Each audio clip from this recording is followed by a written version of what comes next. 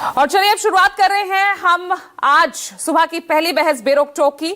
नमस्कार, मैं आपके साथ पूजा राठौर शर्मा।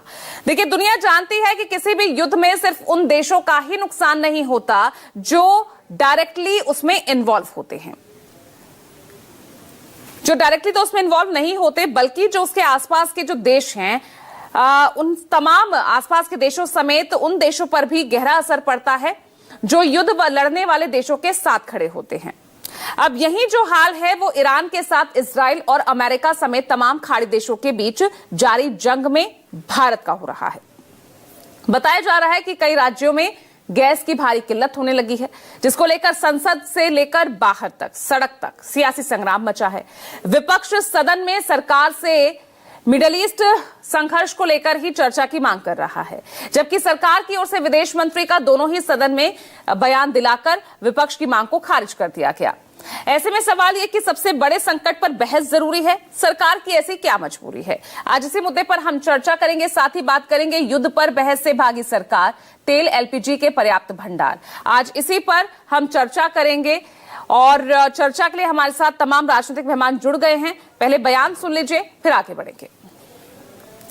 तो ऐसे में आज इस जारी संघर्ष को लेकर ही आज हम चर्चा करने वाले हैं, जिसमें तमाम तरह के जो बयान हैं वो सामने आए हैं। हालात इस वक्त ऐसे हैं कि जो क्रूड ऑयल है, कल तक हमने देखा था कि क्रूड ऑयल के दामों में जो है 30% तक की जो है बढ़ोतरी जो है वो देखने को मिली थी, और कहीं ना कहीं जो कच्चे तेल का जो दाम है, जो कीमत है, वो $119 प्रति बैरल पहुंच गई थी। हालांकि आज इसमें गिरावट देखने को मिली है, $81 प्रति बैरल ये कच्चे तेल के दाम आ गए हैं। लेकिन यहां पर सवाल ये कि विपक्ष चाहता है कि सदन में इस पर चर्चा होनी चाहिए, लेकिन सरकार का ये कहना है कि आपने अविश्वास प्रस्ताव पर चर्चा करना आप चाह रहे थे, उसके लिए सरकार राजी हुई, तो उस पर चर्चा क्यों नहीं हो रही?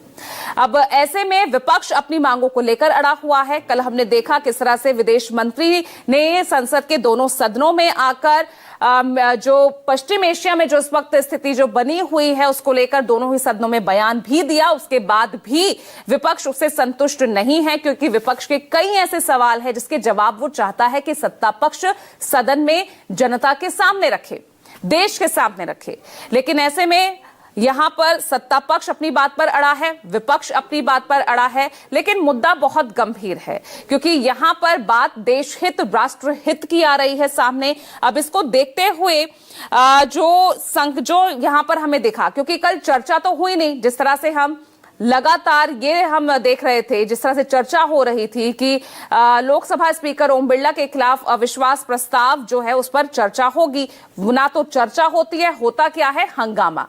तो आज क्या तस्वीर रहेगी संसद में? आइए सीधा मैं रुक कर रही हूं, ग्राउंड जीरो से हमारे साथ जुड़ रहे हैं कुमार गौरव। तो कुमार गौरव, सबसे पहले तो ये बताइए, क्योंकि यहां पर चर्चा तो कल होनी थी लोकसभा स्पीकर ओम बिरला के अविश्वास प्रस्ताव को लेकर, वो चर्चा तो होती नहीं है, लेकिन विपक्ष यहां पर एक और नई डिमांड खड़ी कर देता है। वो चाहता है मिडिल ईस्ट में जिस तरह के हालात बने हुए हैं उस पर सरकार अपनी स्थिति स्पष्ट करे। अब उसकी एक नई ये डिमांड आ गई है, तो अब सरकार की क्या स्ट्रेटेजी है?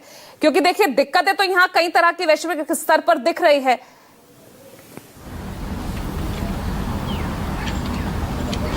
देखिए, बिल्कुल साफ तौर पे कल बजट सत्र के दूसरे हिस्से का पहला दिन था, और जो विपक्ष की तरफ से नोटिस था कि स्पीकर के रिमूवल के लिए का नोटिस दिया गया था और उस पर चर्चा होनी थी, उसके लिए 12:15 बजे का समय भी तय था और 10 घंटे का वक्त रखा गया था, यानी 9 और 10 कल, और आज की तारीख उसके लिए रखी गई थी। लेकिन चूंकि नया मुद्दा विपक्ष को हाथ लगा, और जाहिर सी बात है कि 1 करोड़ लोग जो युद्ध ग्रसित इलाके हैं या युद्ध का जिस इलाकों में इम्पैक्ट है वहाँ भारतीय 1 करोड़ लोग रहते हैं, और अर्थव्यवस्था पे भी असर होता है, आम लोगों के जनजीवन पे भी उसका असर है।